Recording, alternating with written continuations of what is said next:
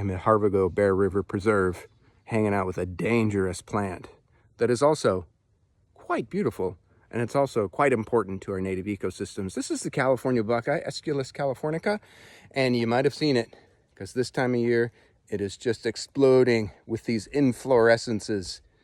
And we'll talk about the dangerous and the beautiful and the important part in a moment, but let's take a closer look at it, because this is the inflorescence.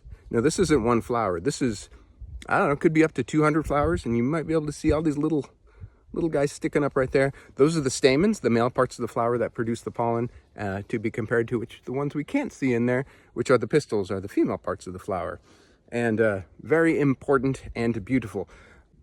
Another characteristic of the California buckeye is the leaves, and these leaves are palmately compound. So what we're looking at right here, it looks like 5 leaves.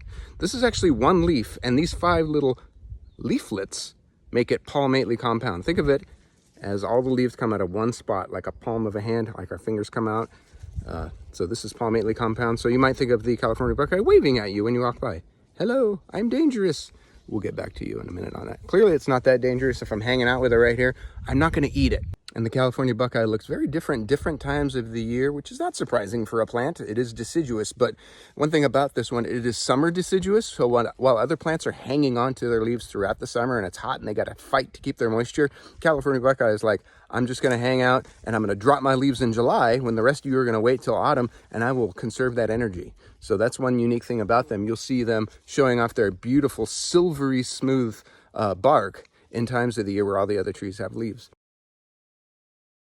In the fall, you may have noticed, and I wish I had an example, but it is spring, they make these really big, shiny, round, brown seeds. And those are the buckeye seeds, and they're also called the horse chestnut, but we'll go by California buckeye.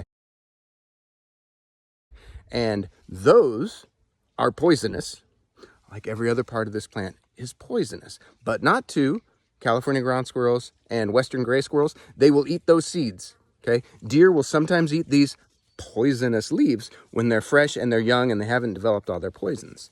So don't eat the California buckeye. I feel really safe right now because it's not tempting me to eat it. We've established that these California buckeyes have some of that toxicity, makes them a little bit dangerous.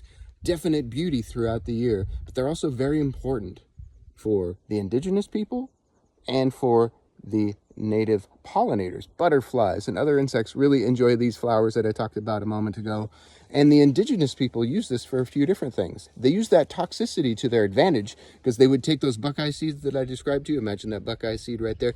They would smash it up and they would take that toxin that we just talked about and they would throw it into the water and it would stun the fish. It wouldn't kill them. It would stun the fish, and they were able to just scoop the fish out of the water. That was a method that they used to go fishing.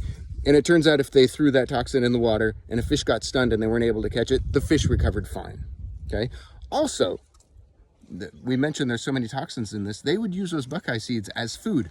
But just like when you grind the acorns to leach out the tannic acids, they would have to smash the buckeye seeds and leach these toxins out over a longer period of time to make it safe to eat, and they would use it as a food source. So the California buckeye, oh my gosh, it's beautiful. I love this plant so much.